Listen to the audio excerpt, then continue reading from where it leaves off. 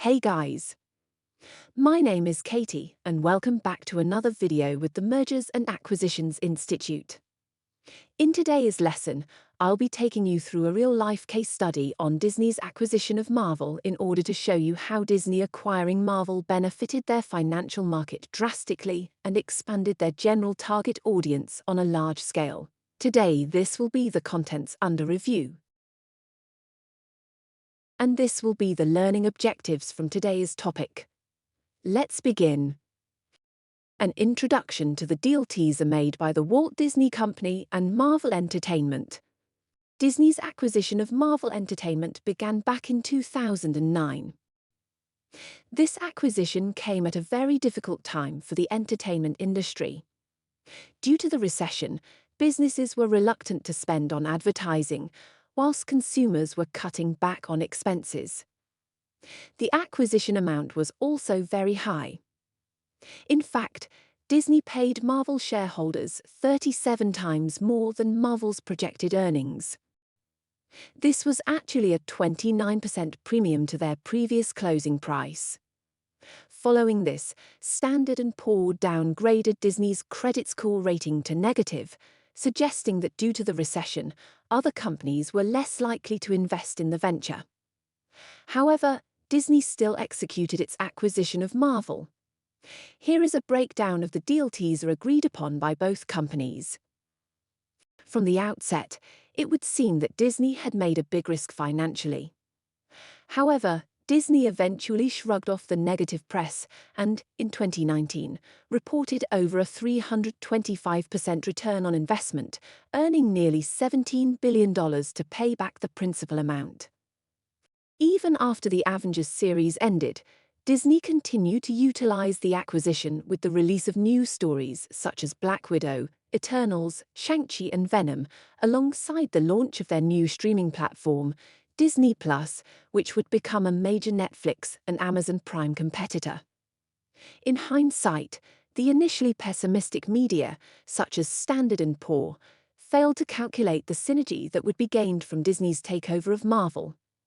The next table displays the breakdown purchase price made by Disney from their annual report in 2010. In order to understand this purchase, we need to delve deeper into who both companies are. What are their common ground? Then we can take a closer look at what Disney's goals were and why they would acquire Marvel in the first place. So, who is the Walt Disney Company? Disney is a global entertainment company founded in 1923. As many people are aware, it started in animation with its first Mickey Mouse feature in Steamboat Willie. The Walt Disney Company has evolved and is now composed mainly of 4 parts: Media Network, Direct-to-Consumer and International, POCs and Experiences, and Studio Entertainment. Media Networks is Disney's largest business unit, accounting for 40% of Disney's revenue, consisting of cable and television broadcasting in the United States. Direct-to-consumer and international business accounts for about 24% of sales from overseas cable, broadcasting, and streaming businesses. In the UK, Disney Plus service started on the 24th of March 2020. POCs and Experiences make up 23% of sales. It consists of a theme park, a resort business, and a licensing business. Disneyland Resorts and Spas are located in California, US, Paris, France, Hawaii, Hong Kong, China, and Tokyo, Japan. They include experience services such as Disney Cruise Line, Disney Vacation Club, and National Geographic expeditions derived from them. It also has a licensing business that allows a third party to operate the resort. Studio Entertainment's business accounts for about 14% of sales. Who is Marvel?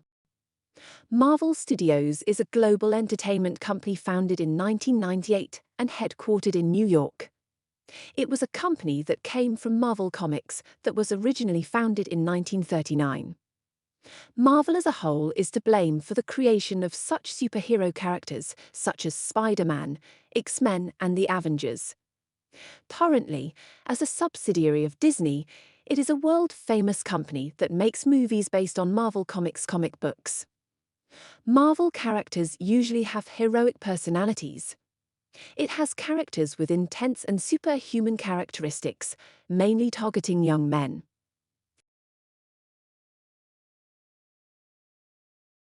So why did Disney acquire Marvel? Before acquiring Marvel, Disney's main fandom was young children. These characters displayed feminine, caring, and nurturing traits.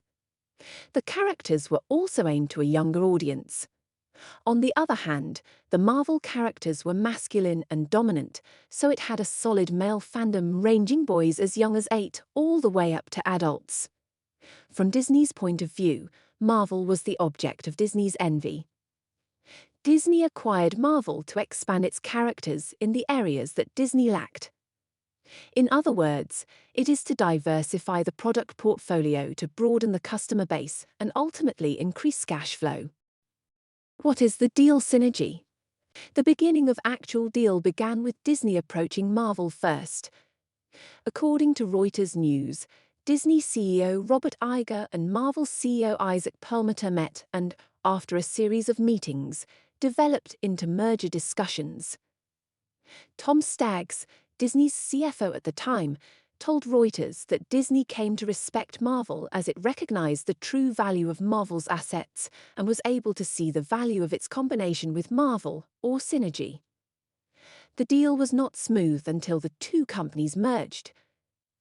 Robert Iger told Fox News that the deal was delayed because several Disney board members opposed the acquisition of Marvel, saying that Marvel characters could damage Disney's healthy image. As a result, the synergistic effect predicted by Disney seems to have appeared more than expected. In particular, Marvel's 22nd film Avengers Endgame recorded a record profit of over $2.8 billion at the global box office. Disney had a vast network that could make full use of Marvel characters and expand them into its four parts of sales and revenue. After Disney acquired Marvel, it integrated the businesses but chose to preserve the Marvel brand and organization. Marvel's headquarters hadn't been moved, and as of the end of 2021, Marvel's CEO and CFO were both people who worked for Marvel before the takeover.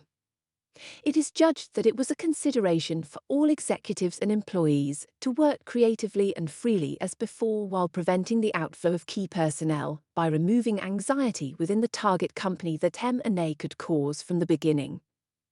We can acknowledge from this graph the synergy between Disney and Marvel.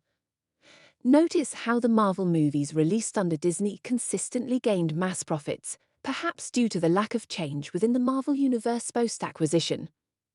In addition to its initial investment, Disney invested an additional $4 billion to produce the 21 films. Disney created additional revenues generated through the acquisition of over $17 billion. It is an annualized return on investment of 27%. Thank you so much for watching this video, guys, and I'll see you next time.